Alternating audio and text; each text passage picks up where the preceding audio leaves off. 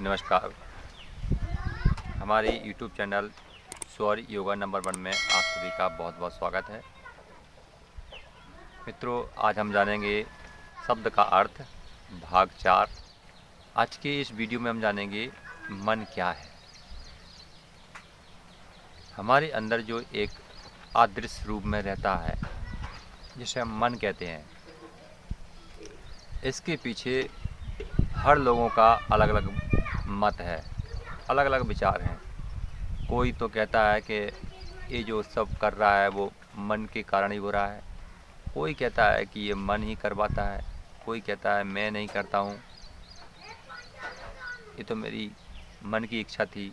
कोई कहता है मैं दिल से कहता हूँ।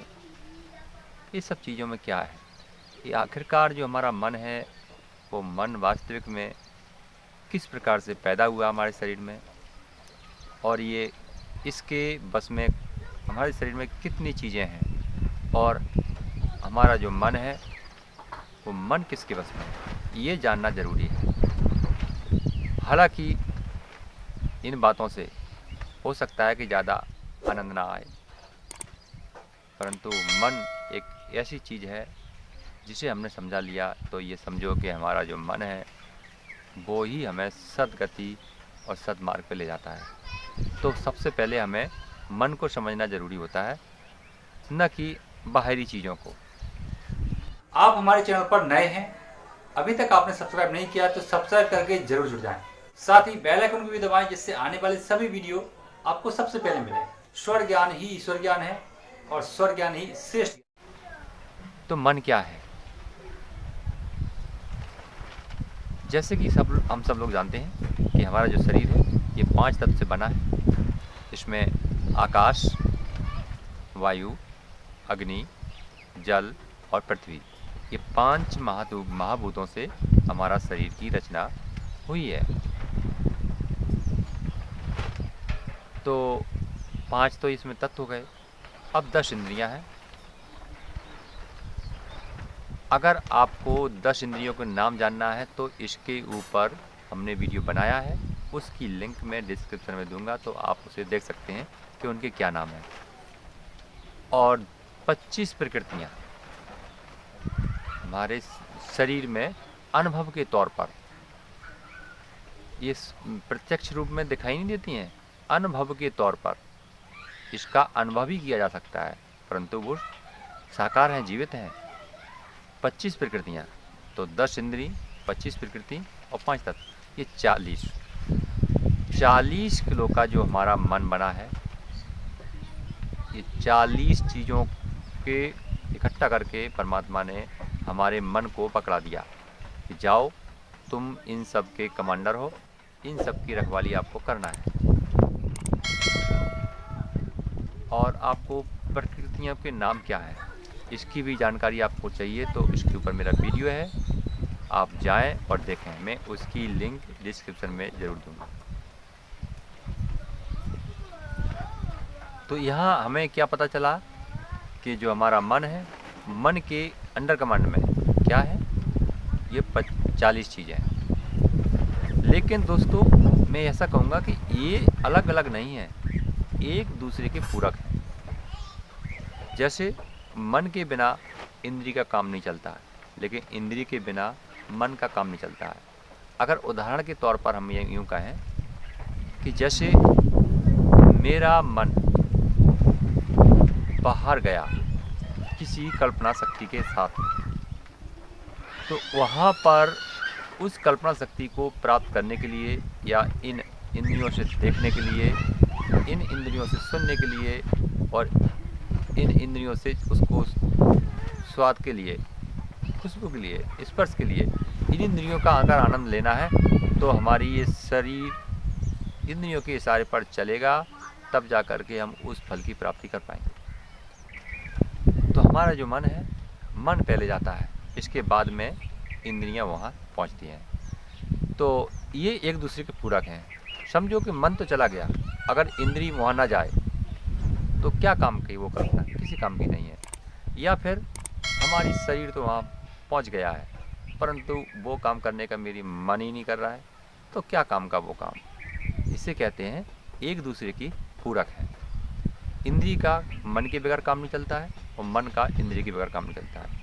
यही परमात्मा का अजब खेला है। लेकिन ये गिनती में, ये रूप में सब अलग अलग हैं, कार्यशैली में सब अलग अलग हैं, लेकिन साथ में मिलकर के कार्य करते हैं तो एक दूसरे के पूरक हैं। इसी प्रकार से अगर हम तत्वों की बात करें तो तत्व इसके कर्ता धर्ता होते हैं। यानी कोई भी विचार, कोई भी हमारे अंदर कल्पना जब चल रही है तो उसके कर्ता धर्ता तत्व होते हैं। हमारे जो शरीर में तत्व हैं वो कर्ता धर्ता बन रहे हैं। इसलिए पहले कर्ता काम करता है उसमें, तब उसमें क्रिया करता है मन, और फिर इंद्री उसको उसके फल का आनंद लेती है। यानी जो हम, जैसे उदाहरण के तौर पर मैं कहें, हमारे मन में विचार आता है कि मुझे अब बच्चों की शादी करना है, तो इसकी फिक्स यानी उसकी डेट तय करेगा कर्ता धर्ता यानी तत्व। अब उसमें क्रिया कौन करेगा, ये कैसे करना है, मेरी बच्चों की शादी में कैसी शो होनी चाहिए, कितना जलसा होना चाहिए या कैसा होना चाहिए, इसकी जो क्रिया कर रहा है वो मन कर रहा है। सजावट के बारे में कल्पना कर रहा है मन। अब इसका जो आनंद आएगा लास्ट पे, जब लोग कहेंगे क्या आपने अपने बच्चे की शादी में तो आनंद बरसा दिया, क्या बहुत आनंद आया, आपके बच्चे की शादी में भोजन में तो इतने स्वाद था कि कह नहीं सकते, तो उसका जो फल है वो इस इंद्री यानी जो शरीर है, शरीर रूपी इंद्री में ये जो काम कर रहा है वो इसका फल का आनंद ले रहा है। इसी प्रकार से कर्ता धर्ता तत्व होते हैं, क्रिया है जो हमारा मन है, और उसका फल है वो हमारा शरीर है। शरीर उस फल के रूप में आनंद लेता है। तो यही होता है मन की प्रवृत्ति। अब जो मन है हमारा, मन के बस में तो ये 40 चीज़ें हैं, जैसे अभी मैंने बताया आपकी 25 प्रकृतियाँ, 10 इंद्रियाँ और 5 तत्व। ये मन के आधार चल रहे हैं, लेकिन एक दूसरे के पूरक हैं, कोई किसी से अलग अलग नहीं है। संक्षिप्त रूप में इसे कह सकते हैं कि ये गिनती में अलग अलग हैं। अब आता है मन किसके बस में है। तो मन हमारा जो है वो है हमारा परमात्मा के बस में। अब ये परमात्मा कौन है, कई लोगों के मन में सवाल होता है। कई लोगों के मन में, मैं तो ये कहूँगा लाखों करोड़ों लोगों के मन में सवाल है परमात्मा कौन है। कई लोग तो ऐसे भी मिलते हैं मुझे कि वो लोग परमात्मा नाम की चीज़ को स्वीकारते ही नहीं, नकार देते हैं कि ऐसा कोई है ही नहीं, मैं स्वयं से पैदा हुआ हूँ। ये बातें उन्हीं को समझ में आती हैं जो परमात्मा की सद्गति के मार्ग पर चलता हो। समझो दुराचारी को कभी दया का अभाव होगा, कभी नहीं। दुराचारी व्यक्ति दयाहीन होता है। तो इसी प्रकार से ये बातें समझ में आती हैं उनको जो इस लायक हैं। तो परमात्मा रूपी जीवन जो हमारे शरीर में है, जो हमारे जीवन तत्ता का जो हमारा जीवन है उसका मूल अंश है, वो है श्वास। इसके बगैर हमारा श्वास के बगैर हमारा मन, हमारी इंद्रियां, हमारे तत्व कुछ भी नहीं है। श्वास के बगैर, श्वास के अंदर ही ये सारी चीज़ें चल रही हैं। मन भी क्रिया कर रहा है, इंद्रियां भी कार्य कर रहे हैं, और हमारे तत्व भी उसी में चल रहे हैं, पर श्वास के अंदर। तो श्वास ही हमारी पूर्ण परमात्मा होने का प्रतीक है। श्वास ही हमारी ईश्वर होने का प्रतीक है।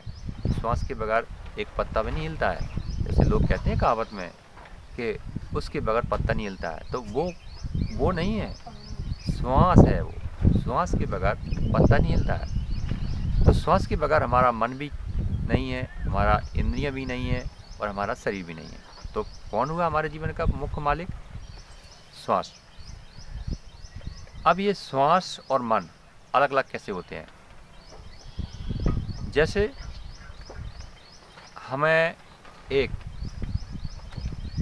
ऐसी जगह पर छोड़ दिया जाए जहाँ पर ऑक्सीजन की कमी है। साथियों, मैं ऐसा कहूँगा कि दूसरा जो प्राण वायु जो नाम है, दूसरा प्राण रूपी जीव है, उसका नाम ऑक्सीजन भी है। जो आज के विज्ञान के तौर पर कहते हैं कि प्राण वायु का नाम दूसरा ऑक्सीजन है। तो जहाँ पर ऑक्सीजन कम होगी वहाँ पर मेरा दम घुटने लगता है। तब मुझे घबराहट पैदा होती है कि अरे यहाँ तो मुझे अच्छा नहीं लग रहा है, यहाँ से बाहर निकलो। तो जहाँ पर मेरी दम घुटती है वहाँ पर हमारा दिमाग यानी मन क्रिया करना बंद कर देता है। वो मन बाहर जा ही नहीं सकता है। जहाँ पर ऑक्सीजन कम मिलती है, जहाँ पर हमें शुद्ध वायु नहीं मिलती है, वहाँ पर मेरा जो मन है, मन काम करना बंद कर देता है। तो ये किसके वश में हुआ? श्वास के वश में। क्योंकि श्वास रुकी तो मन का काम करना बंद।